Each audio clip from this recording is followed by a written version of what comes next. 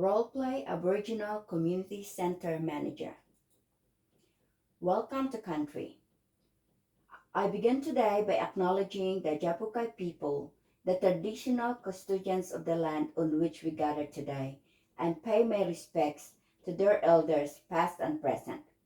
I extend that respect to Aboriginal people and Torres Strait Islander peoples here today. Hello, everyone. My name is Mercy Garcia-Fraser. I am the newly appointed Community Center Manager here. This PowerPoint presentation is for introduction or for training purposes for any new staff members who are not classified as Aboriginal and Torres Strait Islander backgrounds. What is cultural awareness and how does this impact on my job role? Cultural awareness is the understanding of the differences between themselves and people from other countries or other backgrounds, especially differences in attitudes and values.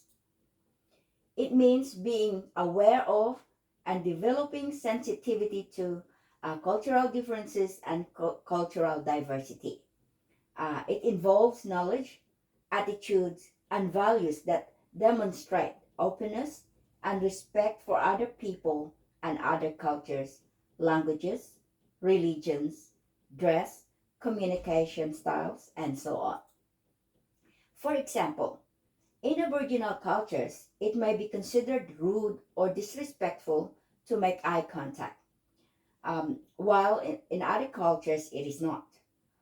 All of us have a culture that shapes us, how we see the world, and influences our interactions and behaviors towards each other. Being aware of other people's cultures will help us to be good support workers or employees because our culture defines our core values. We have been taught our culture and share it with other cultural groups, and we tend to form the same core values. Explanation of cultural safety. What is cultural safety? Cultural safety is about creating an environment that is safe for Aboriginal and Torres Strait Islander people. This means there is no assault, challenge, or denial of their identity and experience. It is also about shared respect, shared meaning, and shared knowledge. There should be strategic and institutional reform to remove barriers to the optimal health, well-being, and safety of Aboriginal people. This includes addressing unconscious bias, racism, and discrimination, and supporting Aboriginal self-determination. The experience of learning together with dignity and truly listening to their needs, organizations should make sure that their cultural values do not negatively impact on Aboriginal peoples. This includes sharing power in decision-making, governance, and resources with Aboriginal communities. It's especially relevant for the design, delivery, and evaluation of services for Aboriginal people. Is cultural safety everyone's responsibility in the workplace? The answer is yes. Everyone has a responsibility for the cultural safety of Aboriginal people in their organization. Everyone is responsible for how they work with Aboriginal staff, health consumers, and clients of community services. Explanation of cultural competence. What is cultural competence? Cultural competence is the ability to effectively communicate and interact with people across cultures through positive behaviors, attitudes, and policies. The word culture refers to the beliefs, values, and thoughts of a racial, ethnic, religious, or social group, and competence implies the ability to function effectively. Why cultural competence is advantageous in the workplace. In our workplaces, in our world, we are a diverse people. Cultural competence is increasingly important as our means of communication and collaboration in working environments evolve. Learning how to respect, communicate, and collaborate with an increasingly diverse work culture is crucial to optimizing a company's efficiency and productivity. Identify Aboriginal culture. Aboriginal culture includes a number of practices and ceremonies centered on a belief in the dream time and other mythology. Reverence and respect for the land and oral traditions are emphasized. They have over 300 languages, and other groupings have developed a wide range of individual cultures. Due to the colonization of Australia under the Terranolius concept, these cultures were treated as one monoculture. Australian Aboriginal art has existed for thousands of years and ranges from ancient rock art to modern watercolor landscapes. They did not develop a system of writing before colonization, but there was a huge variety of languages, including sign languages. Aboriginal oral tradition. Cultural traditions and beliefs, as well as historical tellings of actual events, are passed down in Aboriginal oral tradition, also known loosely as oral history, although the latter has a more specific definition. Some of the stories are many thousands of years old. There are many different Aboriginal groups, each with their own and individual culture, belief structure, and language. Like they believe in rainbow serpent is a major ancestral being for many Aboriginal people across Australia. Uh, Biami or Bonjol are regarded as the primary creator spirits in Southeast Australia. Dingo dreaming is a significant ancestor in the interior regions of Bandian, or as dingo formed the songlines that cross the continent from north to south and east to west. The Yowie and Banyuk have their tools or have their roots in Aboriginal mythology. Aboriginal sacred sites.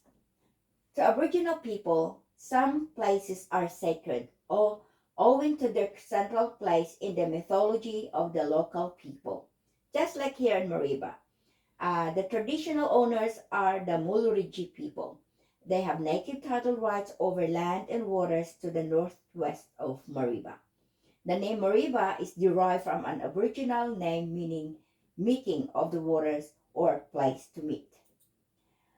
Aboriginal men and women have different roles and are sometimes appointed as guardians of a sacred site. The terms men's business and women's business are sometimes used, neither have greater spiritual needs or responsibilities than the other, but jointly ensure that sacred practices are passed on. Men often conduct ceremonies, but women are also guardians of special knowledge, hold great spiritual power within a group, and conduct ceremonies. Participation in ceremonies can also be restricted by age, family group, language group, but are sometimes open to all, depending on the purpose of the ceremony. Examples of Aboriginal ceremonies. Uh, One is a corroboree. It is a ceremonial meeting for Australian Aboriginal people interacting with the dreaming and accompanied by song and dance. They differ from group to group and may be sacred and private. Number two, a smoking ceremony. It is a cleansing ritual performed on special occasions. And number three is Bora. Bora is an initiation ceremony in which young boys become men. And number four is walkabout. It is a rite of passage journey during adolescence, often misapplied. And number five is welcome to country. This is a ritual now performed at many events held in Australia, intended to highlight the cultural significance of the surrounding area for a particular Aboriginal group. The welcome must be performed by a recognized elder of the group. The welcome ceremony is sometimes accompanied by a smoking ceremony, music, or dance. Identify Torres Strait Islander culture.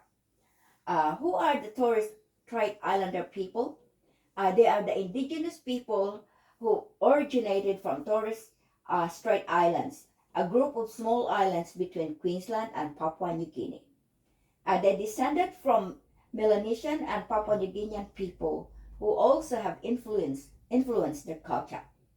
They engage in seafaring and trade with neighboring islands, and though they also thrive on hunting, food gathering, and traditionally, they are also excellent in agriculture. Um, what is the difference between Aboriginal and Torres Strait Islanders? Perhaps the most distinctive mark of their cultures in their belief in the power of earth, elements, and the spirits of nature. They believe in dream time. However, it's distinct from each other.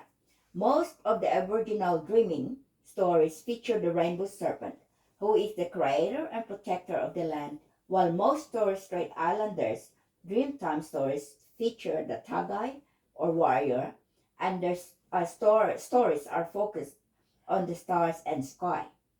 Also, the languages of Aborigines and Torres Strait Islander are different, with the uh, Pamanguyan languages spoken by a majority of Aborigines, while the Torres Strait Islander speaks Kalalagaya and Miriam Mer. In brief, Aboriginal Australians are indigenous to mainland Australia and Tasmania and are nomadic, while Torres Strait Islanders are minority groups indigenous to the Torres Strait Islands who are traders, seafarers, and agriculturists. Both original settlers of Australia believe in the dream time, the time when the ancestral being came to earth and created other things. Importance of cultural interpreters for work practices. Why are cultural interpreters important for work practices, and what are the benefits of cultural interpreters? Cultural interpreters can facilitate clinician-patient interaction in a number of ways. In any office visit between a physician and other care provider and newcomer family members, a skilled interpreter can ensure that everyone understands both words and meaning in the moment as they are being used. Trained interpreters can also can help to assure effective communication between the client and provider. It supports the effective use of time during the clinical encounter and improves outcomes. They do far more than bridge language gaps. Interpreters enable people from extremely different cultures to understand each other. Clients and their carers have the right to access accredited interpreters. When to use an interpreter or translator. An accredited interpreter or translator should be used when 1. Any person, carer, or family members request an interpreter. Number 2. When a staff member cannot understand the information being conveyed by a person, carer, or family member. And number 3. When a person, carer, or family member does not fully understand what is being said because of difficulty in communicating in English. But we have to take note that we should avoid using families and carers, particularly children under 18 years of age, as interpreters. Number 7, the importance of inclusive practice of Aboriginal and or Torres Strait Islander people actively being engaged in developing and evaluating service provisions. Indigenous participation should start during the development of policies, programs, and projects designed to implement them and continues until the evaluation of outcomes. Engagement requires a relationship built on trust and integrity. It should be a sustained relationship between clients and support workers, working towards shared goals. To be effective, the engagement should be a sustainable process that provides Indigenous people with the opportunity to actively participate in the decision making from the early stage of defining the problems to be solved. Engagement is undertaken with an understanding of the historical, cultural, and social complexity of specific regional indigenous contexts and with a genuine attempt to share power and relationships that foster mutual trust. Engagement is most successful when the parties have agreed on clear outcomes they want to achieve, that the roles and responsibilities are clear, and, and steps to discharge them, and jointly identify indicators of success and monitoring and evaluation process that meet their respective needs. Number eight, historical impacts of European settlement. What are the historical impacts of European colonization on Aboriginal and Torres Strait Islander culture?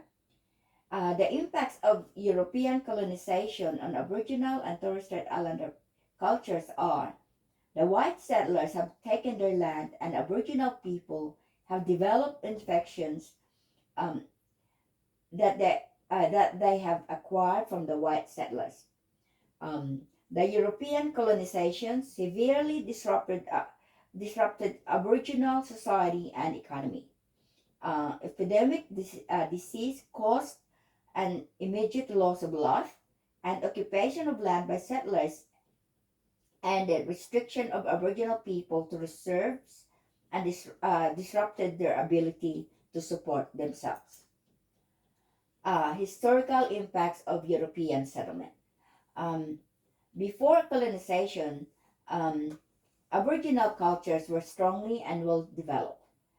Um, their communities were self determining, and Aboriginal children were nurtured and protected. Aboriginal people lived in small family groups linked to larger groups with distinct territorial boundaries. These groups had complex kinship systems and rules for social interaction. They had roles relating to law, education, spiritual development, and resource management. They had language ceremonies, customs, and traditions, and extensive knowledge of their environment. Um, the beginning of the colonization of Australia can be traced to Sydney in 1788 by the British. The Europeans brought many things and aspects of their lives with them. However, one of the most devastating impacts of the settlement was the introduction of exotic diseases to the indigenous population. Diseases such as chickenpox, measles, and flu, and others otherwise caused mild and rarely fatal ailment to the Europeans, uh, uh, but caused severe epidemics correlating to the frontier of uh, European settlement. These diseases greatly weakened the indigenous populace and significantly reduced their population. Additionally, these epidemics tended to be more severe in large densely populated communities. European colonization had a devastating impact on Aboriginal communities and cultures. Aboriginal people were subjected to a range of injustices, including mass killings or being displaced from their traditional lands and relocated in missions and reserves in the name of protection. Um, cul- uh, Cultural practices were denied, and subsequently, many were lost. For Aboriginal people, colonization meant massacre, violence, disease, and loss. Despite the past and present impacts of colonization, Aboriginal kinship systems, customs, and traditions still thrive, and Aboriginal people, families, and communities remain strong and resilient. There is a rich body of literature on the violent history of colonization in Victoria, including massacres, missions, segregations, deaths in custody, and land rights. Number nine, the loss of land and culture. What impact has the loss of land and culture has on the Australian Indigenous? European colonization has a devastating impact on Aboriginal communities and cultures. Aboriginal people were subjected to a range of injustices, including mass killings or being displaced from their traditional lands and relocated on missions and reserves in the name of protection. Aboriginal people can only care for their land when they also care for their culture. Culture is the key for the care of the land. Caring for the land strengthens their culture and well-being. That is why so many Aboriginal people get sick when they are removed from their traditional land, or it affected the stolen generations. Um, when Aboriginal and Torres Strait Islander peoples participate in both customary in contemporary land and sea management practices, they become much healthier. According to Ronnie Carter, the head of Jaja Wurrung Clan's Aboriginal Corporation, which organizes cultural burns of country, knows that while, quote, while we are out there helping to heal and take care of country, this work is in turn creating healthy people. So it's really a just um, case of a healthy country, healthy people, unquote. It means that when Aboriginal people are removed from their homeland, the landscape suffers also. The indigenous people have occupied Australia for at least 60,000 years and have evolved with the changing environments within the landscapes. To them, the land is their mother and giver of life who provides them with everything they need. The land is a spiritual part of the Aboriginal people, and you cannot separate one from the other. Today, Aboriginal people, no matter where they live, will always go back home to country to renew family obligations and spiritual ties. With the coming of Europeans, we see the disposition of land. With the disposition of land, we see the destruction of cultures, and with the destruction of cultures, we see the loss of languages, ceremonies, and songs, and disrespect for traditional lore and old elders. Once dispossessed of land, lore, and culture, or everything, you lose dignity, you lose pride, and you have low self-esteem. Number 10, the importance of lore and kinship. With Aboriginal communities, kinship networks are based on relationships of blood, marriage, association, and spiritual significance. An Aboriginal person has brothers, sisters, mothers, fathers, uncles, and aunts who are additional to um, relationships by blood or marriage. Aboriginal children understand that these people are important in their life, that they are the people who will support them and on whom they can rely, and that's their family. Each individual is important, has a role to play in the community, and is accepted for both their strengths and limitations. Sharing is strongly promoted value. There is a strong obligation to share it with others if others are in need. The family and one's obligation to the family and community are more important than material gain. Aboriginal people view individuals within a community holistically. Their understanding of the individual is in relation to the family, the community, the tribe, the land, and the spiritual beings of the lore and dreaming. A person's physical, emotional, social, spiritual, and Cultural needs and well-being are intrinsically linked. They cannot be isolated. The person is not seen as separate but in relationship to land to and a relationship to land to and with others. Um, an Aboriginal perspective views the person's relationship with their whole family and not just with the parents and siblings but with the whole community. The lore and meaning are determined by the person's relationship to the land and the spirit beings. According to the Aboriginal people, Aboriginal lore was developed by spirit ancestors during the dream time to look after the land and its people.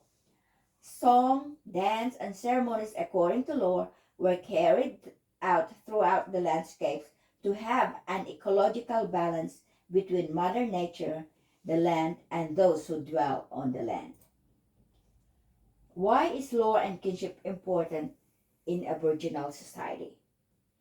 Traditional lore is connected to the dreaming and provides the rules on how to interact with the land, kinship, and community. Aboriginal children learn the law from childhood by observing customs, ceremonies, and song cycles. Aboriginal kinship is an integral part of the dreaming, as are people themselves and their land. Each person, each person's um, each person's place in the kinship system also determines their rights and obligation with respect to other people, country, and artistic expression. The dreaming is not one story but many interconnected locations with specific narratives. This link provides a deeper look into the complexities of oral and painted dreaming narratives that are grounded in a particular location. So location, location, location, two contrasting dreaming narratives. Clan groups share a common language and kinship system, which is based on their patrilineal or matrilineal lines of descent. Uh, there are three levels of kinship in First Nation society: moiety, totem, and skin names.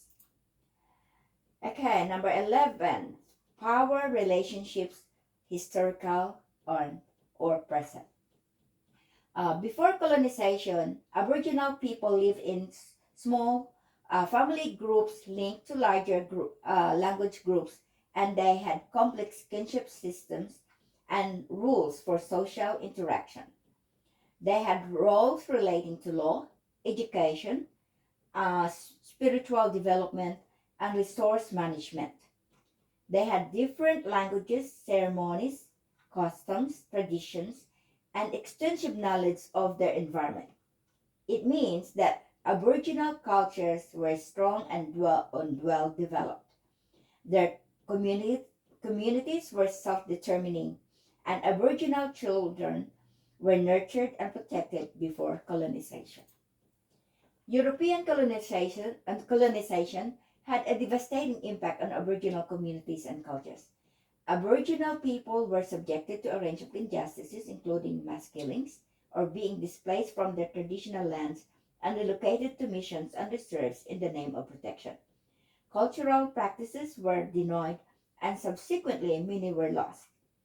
For Aboriginal people, colonization meant massacre, violence, disease, and loss. Despite the past and present impacts of colonization, um, Aboriginal kinship systems, customs, and traditions still thrive, and Aboriginal people, families, and communities remain strong and resilient. On the 26th of May 1997, there was a national inquiry tabled in Parliament, then led to the Bringing Them Home report. It contained 54 recommendations on how to redress the wrongs done to Aboriginal and Torres Strait Islander peoples by the race-based laws and policies of all Australian parliaments and state and territory police forces acknowledged responsibilities for past laws, policies, and practices of forcible removal and on behalf of other uh, uh, pred- um, predecessors, officially apologize to indigenous individuals, families, and communities, and territory Aboriginal protections and welfare laws and policies. So on the 13th of February 2008, Prime Minister Kevin Rudd delivered an apology to the stolen generations.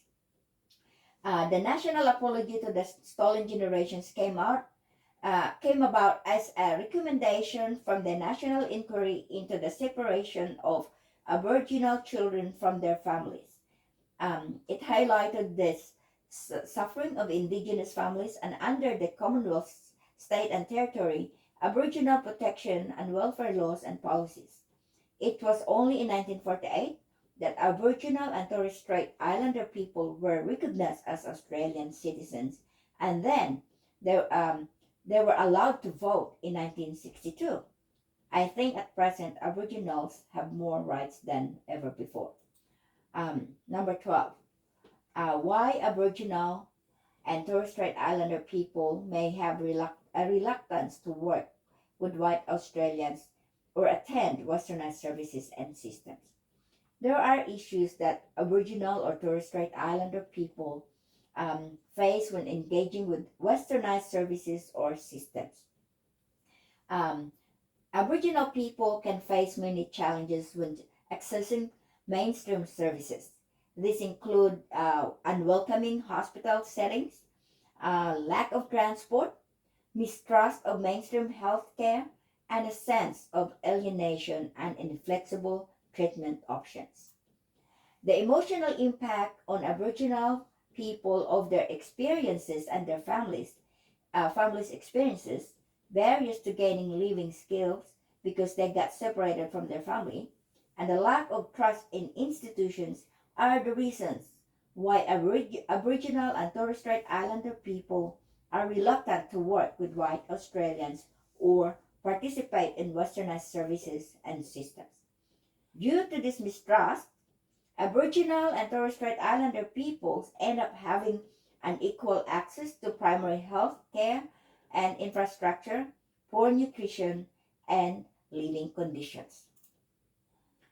Lastly, number 13, how the service ensures positive communication and culturally safe workplace. What is a culturally safe workplace or service? Cultural safety is about creating an environment that is safe for Aboriginal and Torres Strait Islander people. This means there is no assault, challenge, or denial of their identity and experience. Cultural safety is about shared respect, shared meaning, and shared knowledge. Here in the workplace, we can drive change by developing policies and practices that proactively support everyone to equally share care, responsibilities, and be economically independent. How do we make sure that our workplace is culturally safe? A workplace that is culturally safe provides all workers with a respectful communication, two-way dialogue, an environment that values all contributions, shared knowledge and recognition, and avoidance of stereotypical barriers. The workplace also provides an open door policy for Aboriginal and Torres Strait Islander people to discuss any issues that they are having in the workplace. We should observe and listen out to unacceptable behaviors in the workplace, and if there are any unacceptable behaviors, then we should address them by following the policies and procedures of the organizations. During this process, make sure that the Aboriginal worker is supported throughout. Thank you.